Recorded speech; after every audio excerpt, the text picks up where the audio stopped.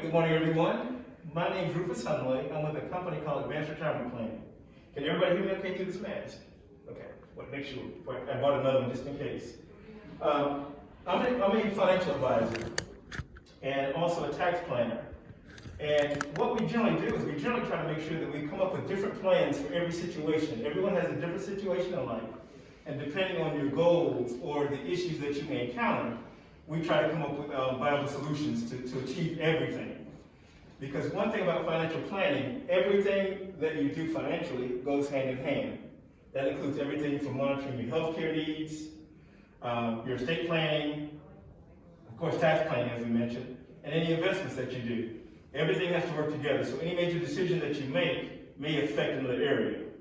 So depending on what your overall goal is, whether it's to accumulate more money, whether it's to give it away to your kids at some point, or even as you are in retirement, that there's even a possibility for you to start giving things away early on, before you have to get to a critical point of making different decisions.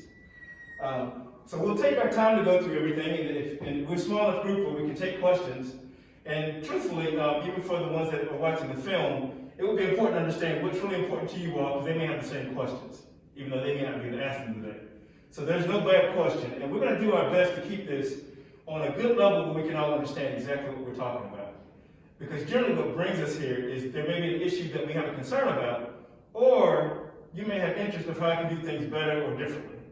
Because one of the things that we're going to definitely talk about is it may be too late to make some decisions that happened in 2020, because some things had a sunset at December 31st, and there's some things that we have a little more time to do before tax filing season, which is starting now.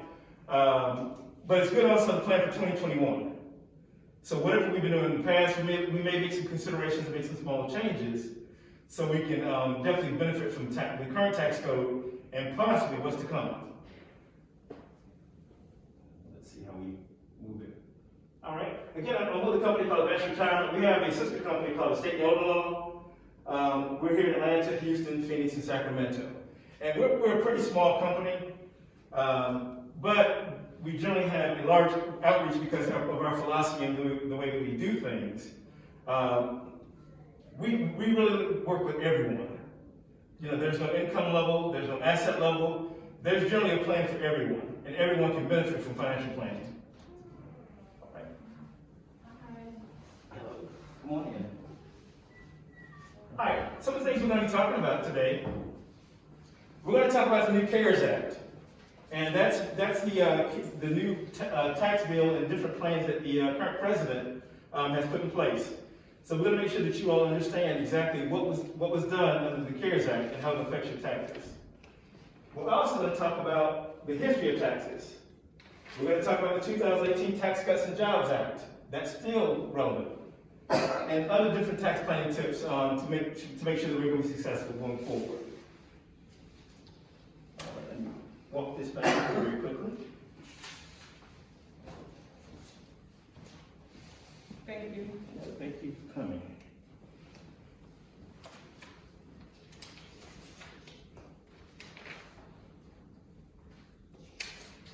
Okay, beginning with the CARES Act. What this does, especially for those that have not reached the age of 59 and a half, this is probably more important for them. Or actually for everyone. This year, many retirement plans allow you to take up to $100,000 out and avoiding the tax penalty. And that's important for anyone that hasn't reached the age of 59 and a half this year. Because normally there's a 10% penalty in addition to all your current taxes. So that was one key element that many individuals were able to take advantage of to remove some funds from their retirement account. And that's important because many people lost their jobs. So this helped to subsidize their current situation. One of the other benefits, and that's actually the same one we just talked about, the 59 and a half.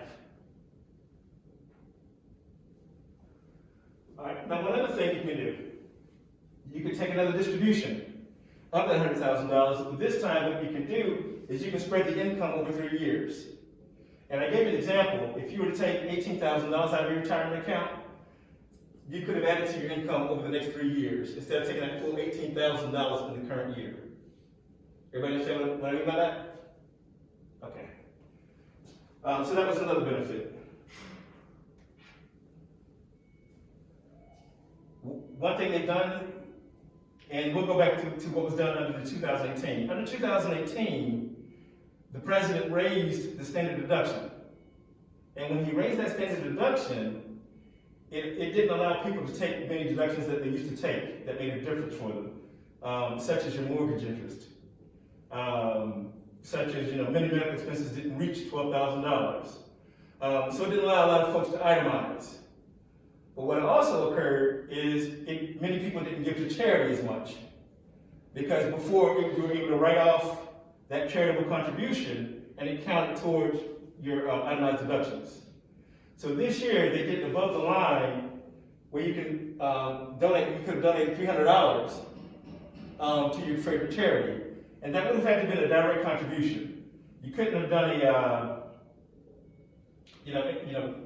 clothing or anything like that. This would have had to been a direct cash charitable. So if you gave to your church up to $300 directly, then that would be deductible above the line this time, and you can still take the standard deduction. Okay, so that was something that was kind of positive this year. So just to clarify, Sure. you're saying as long as you donated at least $300, you could take the standard deduction? No, the $300 is separate from the standard deduction. Oh. So that's in addition to. Oh, okay. So before, we used to itemize our charitable contributions. And that's where you did the loan form, but over the last couple of years, we've only had to use the simple form because everybody was following standard deduction. And many people stopped giving to charity because most of them were motivated by the tax break and not necessarily the cause. or they began reducing how much they were giving. So that's where that benefit charities this year.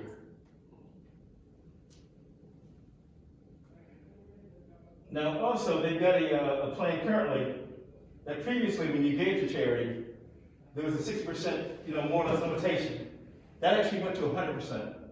So theoretically, you can offset any extra income that you need to, counter, so that you can file for different deductions. So that did increase this year as well. But that, again, that's if you're able to itemize. So that's where that was important. But again, so many of these things you've had to plan for prior to now.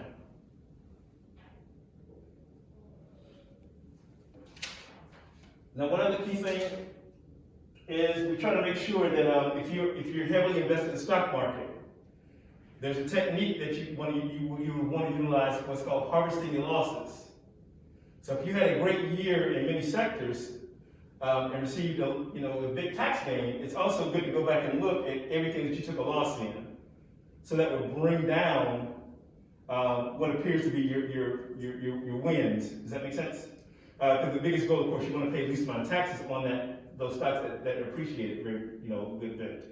So that's where, of course, you can go back and see which stocks were underperforming and harvest all of those losses to offset any gains that you had. How far can you go back? This is just 1 year. Just 1 year. So you would do all that the same year.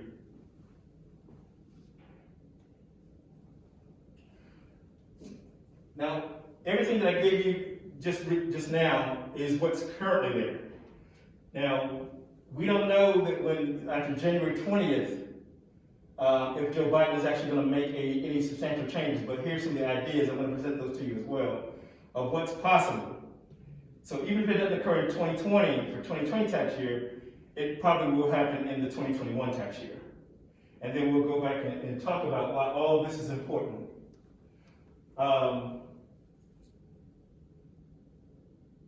As the introduction says, basically he's going to try to raise $3.3 trillion in tax revenue. And I'll go with those numbers and why that number is important as well. And you'll see why that's really not enough as well. That $3.3 trillion. Excuse me, are these points somewhere on here that you get going or what you're going over? So we won't have to try to write so much? Some of this is not on there. This really is the 2020 tax reference guide. Okay. And I'll go over it with you. But many of these things are more or less, like I said, this is his proposal. Yes, sir. She said the was it Roberta said earlier, this is going to be recorded, so after it's over, give them a couple days, you can contact the senior center, they can email you a recording of this. Thank you. Absolutely, and also, I'm glad you said that, because that reminds me that I gave you my information as well, and I'm happy to send the presentation to you. Okay. So I apologize for that, thank you, sir. My brain wasn't running that fast. So, the biggest thing is he's looking to target specifically those that make over $400,000 and corporations, because they're really the beneficiaries of the last tax bill. So they've had a great 4 years of harvesting profits. And if you ask, depending on who you ask, corporations benefited, the common man not so much. So they're still deliberating on that, to figure out mathematically what's true. One other key thing, President Trump dropped the marginal tax rate down to 37%. All right, but Joe Biden is actually looking to take it back up to 39.6. And we'll go over what those numbers mean to you as well. And again, we talk about 400,000 and Social Security. If you're getting Social Security and then your income ends up over 137.7, of course, he's looking to raise taxes on that as well.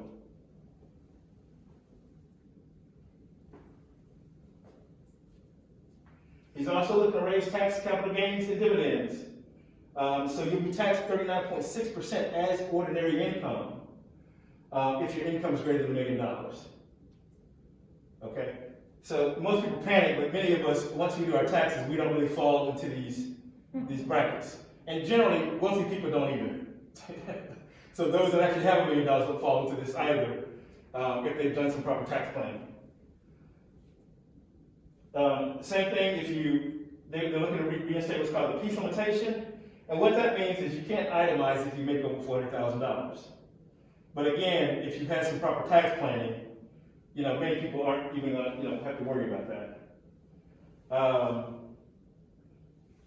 And that goes as well down to, if your income is over a certain, like the $400,000, they're going to cap your itemized deductions at 28%. So you're not going to be able to claim all your deductions going forward as well. He's going to take the corporate tax rate back from 21% to 28%. And also the tax-free step-up basis. This is where a lot of seniors really panic because when they give something, if they give something to their heirs, previously they talked about the gift tax. Many of us don't have that issue because, previously it was 11.5 million was what you had to worry about. If you gave, your heirs 11.5 million, 11.5 million was under President Trump, and President Biden is going to take it back down to 3.5%. 3.5 million. Okay? So that's a question I usually always get. Do I need to worry about the gift tax? If I give my grandchild $100,000. As you can see, those numbers are very, pretty high and substantial before you have to worry about that gift tax. All right, does anyone know what the highest tax bracket was in U.S. history? In what year? 90%. A little low, but yeah, you're right. You're in the ballpark. It was 94%. It was back during the Reagan administration. Excuse me. Step back. It was when World War II ended. And the reason I brought up Ronald Reagan is because he was a great example. He only made 2 movies a year during that period because anything over $200,000, he made $100,000 per movie. So anything over $200,000, he essentially gave it back to the government. So that's why during that period, many movie stars were only making 1 or 2 movies a year. But as you can see, how it went, we actually are down here at 37% under President Trump, and then of course going back up to 39.6%. So we say all this is we know that taxes have to go up. And this basically shows you the percentage. Back in 1944, 94, and as it began to decline over the years.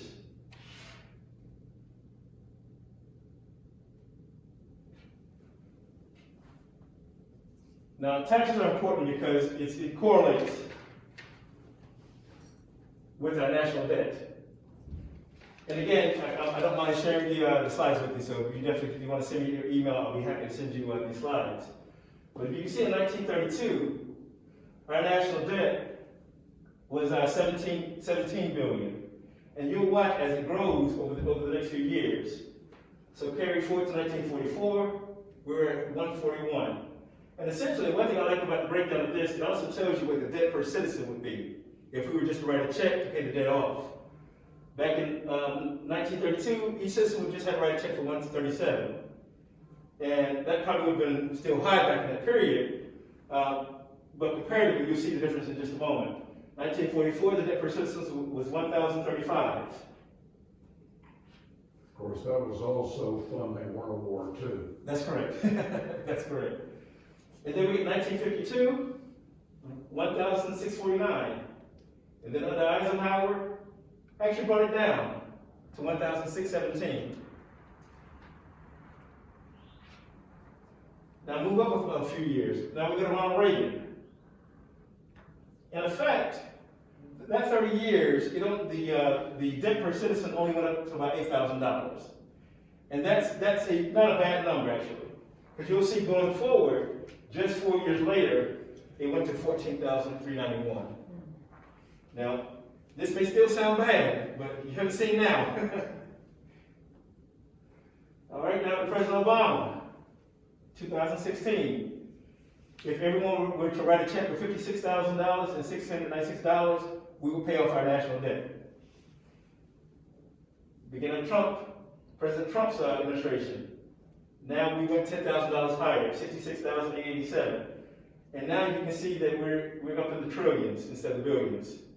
So now we're $21 trillion in national debt. And again, the reason I'm sharing this with you is taxes have to go up. Taxes have to go up. So, the biggest goal is to make sure that we're planning effectively so that we can benefit from our tax plans. And again, this just kind of goes back to what we were discussing, different debt per citizen. Carry on forward. Okay, again, Donald Trump, 21 trillion, debt per citizen, 66,885. Now, this is pulled this morning. 23 trillion, debt per citizen, up to 70,477. And this is actually still the beginning. This number is moving rapidly because the stimulus just went out. And anytime they do stimulus, this is cash that the government technically doesn't have. So that's why we really want to just focus on, what can we do to plan and protect ourselves? Because one thing that the government did years ago is they gave us a benefit called tax deferral. That allowed us through our working years to defer all of our taxes to retirement. It may sound great, it got people to save, but the reality is you all are going to be the highest income earners, harvesting of income than any other population. So now you've got all this, this cash sitting in an IRA, your 401k, you've got your pension on top of your Social Security. So many of us have moved to a separate tax bracket that we have to be mindful of. And then once you turn 70 and a half, then of course you've got to take those RMDs, those required minimum distributions. I have clients that are actually terrified to receive that cash every year because it's mandated that they take it, and of course it shoots their income through the roof, and it also makes their Medicare go up. So I don't know if anybody's experienced that, but once your Medicare goes up, it takes about a year or two for it to actually go back down to regular rates. And that's called the IRMA law that they have currently.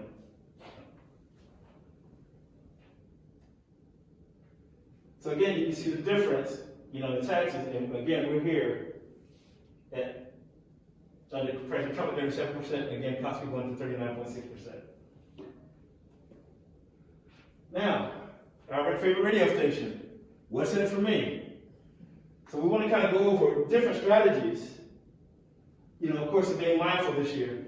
And this tax reference guide that I gave you, it's visual, so that you can kind of see exactly where you are and strategies that you can utilize to make sure that you're making great use of your money and your tax planning. And then, again, this is where you can sit down with your CPA, your tax advisor, financial advisor, whoever that you work with, and it's important to come up with a strategy.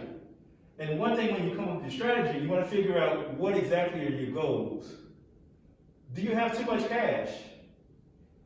Is your plan to provide a legacy for your heirs? Are you paying too much taxes every year? I mean, everybody's gonna have a different priority, and circumstances are different depending on, do you own your home? What do you plan to do with your home when you're deceased? Who's gonna make decisions for you when that time arises? So it's definitely important to kind of just figure things out. And again, I provide that guide, and depending on what your feedback is as far as what's most important to you, we don't mind tweaking a presentation just so we can address different things. Even if we had to go line by line of a tax form, we're definitely willing to do that and show the importance of different decisions that affect those different tax lines. So definitely right now, this tax reference guide is, as of today, is appropriate. Again, January 20th, if they hold, if the IRS comes out with new rules, then of course we'll be making a modification. And I'll be happy to send those out to everyone. Okay? And this, what's on the chart here, basically just goes over it again. Back in 2017, when many was itemized, you can see that the standard deduction was $6,350. So back then, we were able to use our medical expenses, our insurance premiums, mortgage interest. And mortgage interest alone, for most people, generally would have taken out, those numbers. And Mary Fowler told me as well, was at 12.7. But now you can see that when the president raised it up to $12,000 and $24,000 respectively, that $24,000 for a couple is hard to meet with deductions. So I don't know if anybody writes $24,000 worth of checks to medical expenses and to the church, to achieve those deductions. So that's where a lot of us lost that ability to take those deductions.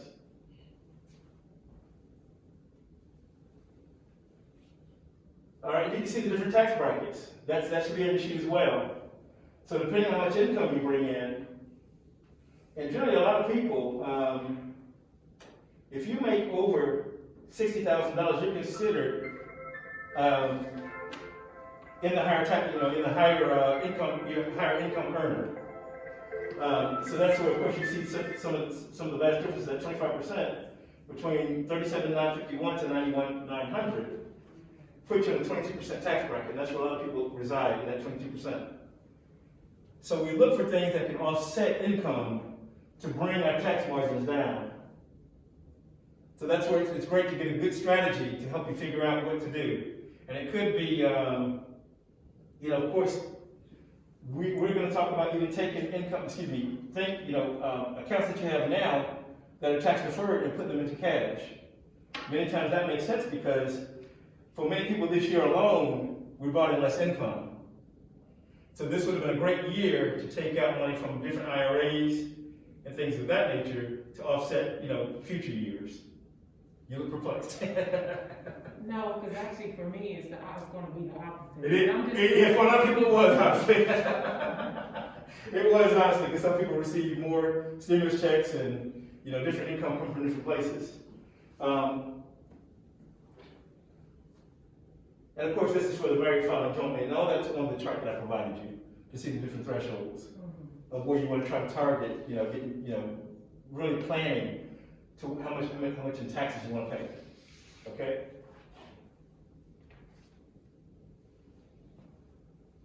All right, we talk about capital gains tax rate. Capital gains is important if you sold something of value, such as your home, any gains that you made. So that's why it's also important to plan what's going to go forward with your home, because I imagine that this capital gains is going to go up as well, as mentioned earlier. Okay, so that means that if you sell a home under your current situation next year, this year you've been at 37%. Next year you might end up at 39.6% because now, depending what your home's appraised at and how much you profit off of your home, that can drive your income up. So as you see, taxes right now are on sale. And that, again, when we said 37%, it didn't sound like a lot, up to the 39.6%. So where the other tax rates are going to fall, we don't know yet. I gave you the highest, which is the 39.7, but currently we're at 22%, basically if you're around the 40,000 to 90,000 range. That make sense? Everybody with me so far? Okay.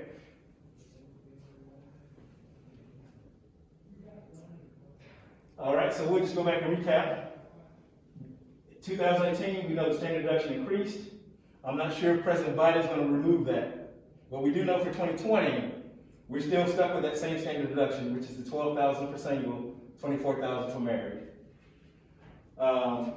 Personal exemptions were eliminated. Child tax credits rise. Now that's one thing he did do, but of course many of us don't have children anymore that we would qualify for a child tax credit. Saw discount. We've got the ACA individual mandates that you repealed, and that's the Affordable Care Act, which is the medical. That's been the big, sticking point for many politicians. The mortgage deduction dropped. For those that had a $1 million home, you could only deduct $750K.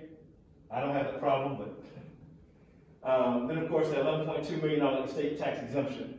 Again, many of us don't have to worry about that. If you're not giving someone $11 million, then we don't have to worry about that. Death tax is what they call it. And it goes by many names because we respond differently to different names. So when we say estate tax, people don't panic, but when they call it the death tax, we panic.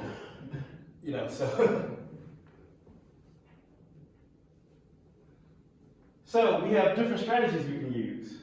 And this is one thing when we talk about using strategies. This is one approach. Again, it just depends on what your goals are.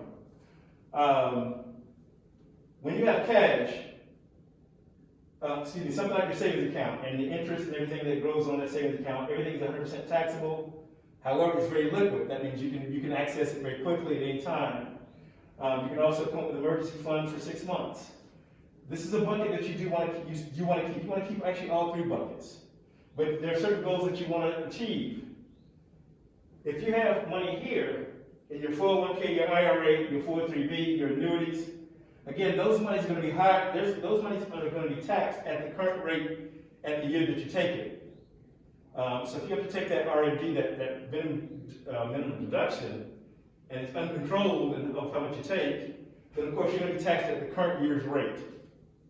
So these are things, again, you want to be in control of. So if you hear that there's another tax increase coming, then you really want to start looking here to figure out where to begin taking money out of, turn it to cash at the current tax rate, pay it at the lower tax rate, and then you can put it somewhere else to work for you. Now, over here in the third bucket, you have different tax-free buckets. And this is ultimately where you want to sit some of that cash to continue to work for you. You've got a Roth conversion, you've got the Roth 401k, you've got the Roth IRA, you've got what's called a LERP. And what the LERP is, that's using there's a life insurance product that you can actually put money in, and then you can actually take a loan against it. Now you never have to pay it back, but it does reduce the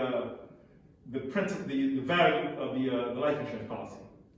And many people don't know that you can use life insurance in that way. You can go ahead and take out a permanent policy, fund it, and then take money out of it tax-free. And you take it in the form of a loan. Now I know loan is a negative term for many of us, but the reality is you don't have to pay it back. It just reduces the value of that life insurance policy. So you may hear different financial planners give you that strategy. And many of them use it with whole life. They'll go out and fund a whole life policy and take a loan out against it. Of course, your death benefit is going to be affected by that too if you're using that whole life policy solely to give to your heirs. But if you use it as a retirement tool, again, it becomes tax-free for you.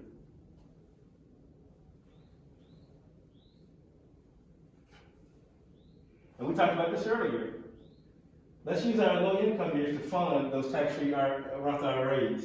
So every year you kind of want to just kind of gauge, and it's good to do it around June, July. So this is where we'll probably come back to Roberta and say, let's plan something. We could do it last year. But we want to come in a little earlier before the end of the year, because at that point, many folks can make a decision about things that they can do to offset. Because if you've had a wonderful previous 7 months, then there may be some changes we need to do in the final 5 months. I almost got caught with the math there. So That's why it's important to constantly, just look at your financial situation. And again, that's where if you have a professional, have those biannual meetings with them, so that you can kind of see where you started, where you're at, because they pay for themselves if they're planning properly. Because you need to give it to the government or you can retain it. That's kind of the philosophy we use. All right. And again, we said the same thing, take less money out of your retirement accounts in years where other sources of income are high. So if you all of a sudden you have great income from stocks that you sold, then that may be a year that you take less out of your retirement account. Because some people have it set up to where they take out a monthly income from an annuity or other sources. So when that occurs, and you realize, oh my gosh, I just had a windfall from the stock I sold, then you want to pull back on that annuity now. That make sense? Because again, if you drive your income up, you also just raise your Medicare expenses. And that's what you want to be careful of doing.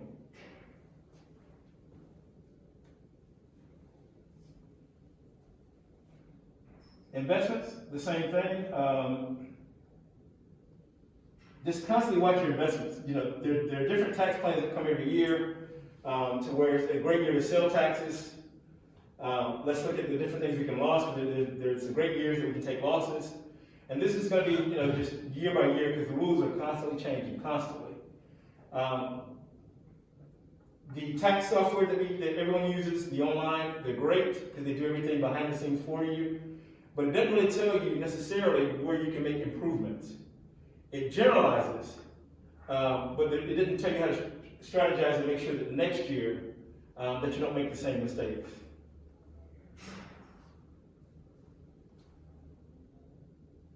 Any capital losses, again, if you've taken some great losses, we want to offset those capital gains.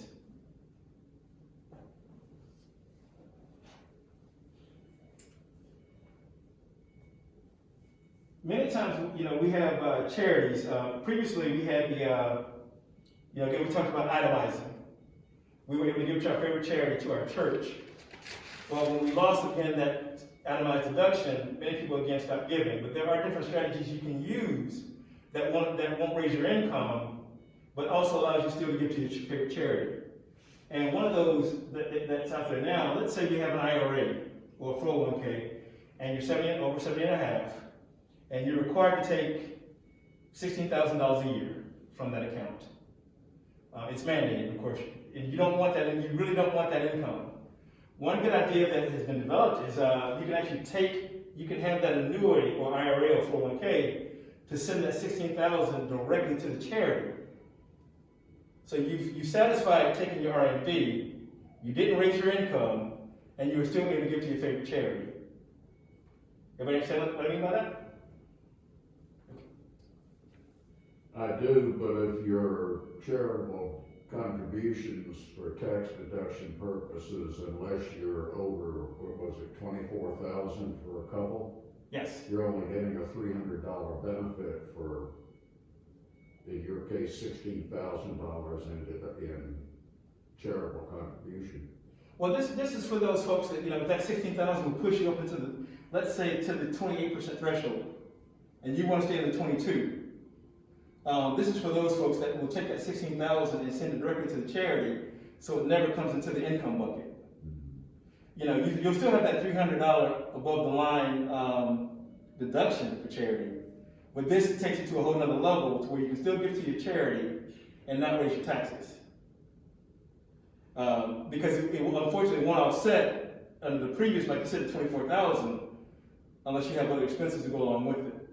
Because right now you still have $8,000 deficit. So if you have $8,000 in medical expenses or mortgage interest, then of course you have nothing to really bring that itemized deduction down, or you'll meet it exactly at that point. Does that make sense?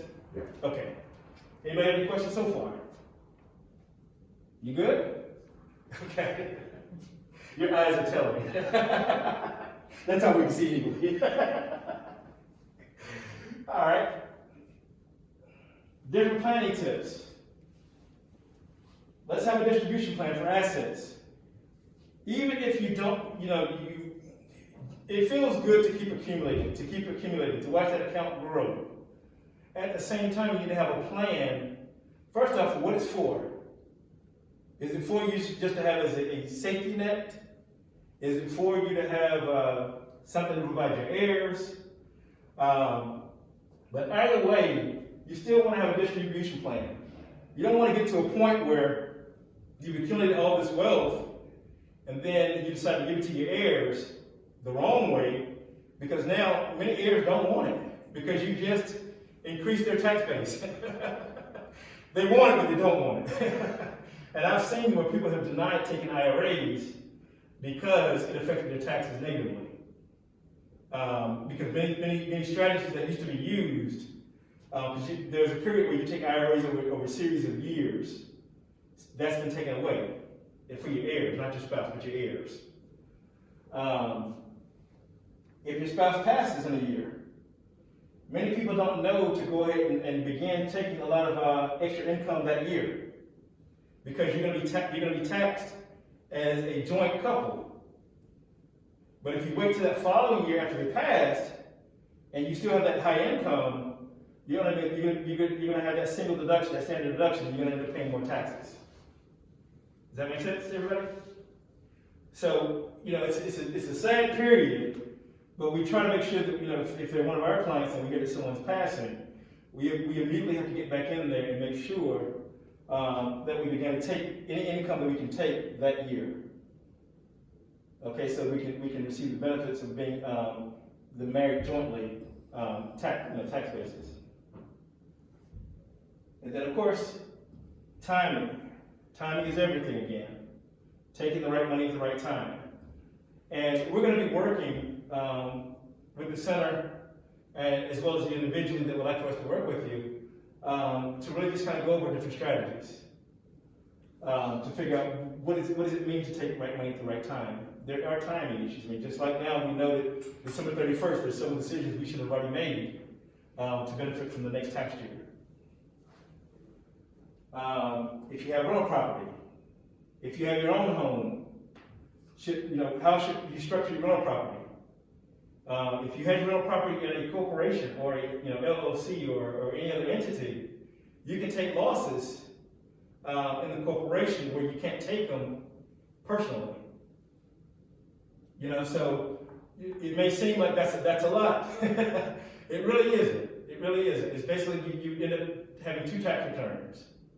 But not everything's sitting on your one individual tax return, where you only take that standard deduction.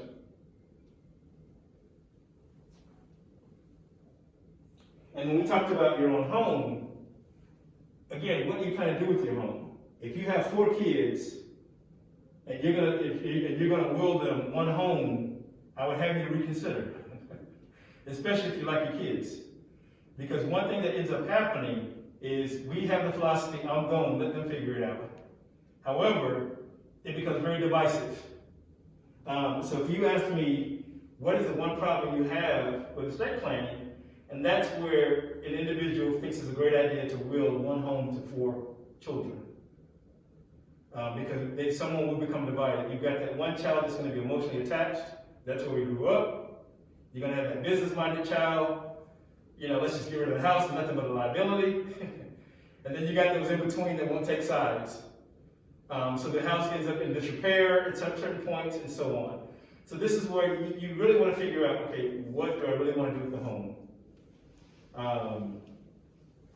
And the home also is a great asset. That's one thing I'm intended to put in here, and I forgot to do it, is there's a product that's been out there with a negative connotation. If you have a home and you're not going to give it away, or you're not going to use it as a legacy, consider using it as an income bucket for yourself, especially in times where you have lean times. There's a product called reverse mortgages. It has a negative connotation, and it deserved it back in the past, but it's now regulated under HUD. So that's another income stream that you can actually utilize for those that need that extra income. And the one good thing about the reverse mortgage is, if your heirs decide that they want to retain the home, they can just pay the loan off, and they retain the home. But if they don't want to retain the home, then the equity of the home will then pay the loan off when you decease, and then the difference will go to your heirs, however you designate it. So, different strategies for different things, and of course, all that money is tax-free too. So if you said, okay, I see a minor influx of, $50,000, you could take out a reverse mortgage, use that $50,000 tax-free. Again, you don't have to pay it back until that final day that decision has to be made of what to do with the home. All right. I know that was a lot of information. And again, we're going to try to break it down piece by piece going forward over the next year. Because again, this year we need to be focused on what strategies do we need to take. And we'll basically go back and dissect what was presented today so that we can put it in smaller pieces. And again, we may take a tax return and go through it line by line. Again, we're not trying to teach you to be tax preparers, but ultimately the goal is to hope that you can make decisions to where that, you have negative effects from taxation. And of course, again, making decisions, because healthcare can really devastate a portfolio. So we try to make sure that all these things are in order. So we do a healthcare meeting to where we talk about, okay, which plans work best. Many people look at different advantage plans with no premium, but if something catastrophic happened, are you covered?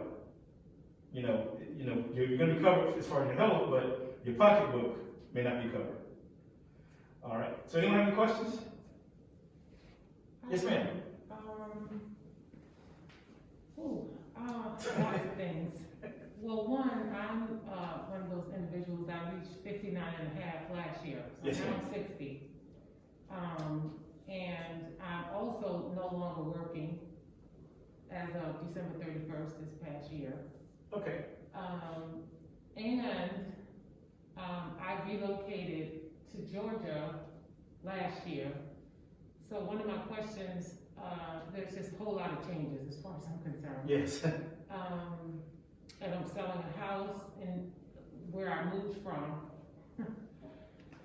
And I had my person, or I guess you could say accountant or CPA, is in that other state Yes. where I lived. So I'm trying to figure out now, because I was also, when I moved to Georgia in February of 2020, I was working for a company that let me work remotely from here. Okay. So I have all these things to consider relative to how I do my taxes this year. Definitely. So anyway, just trying to figure out all those pieces relative to,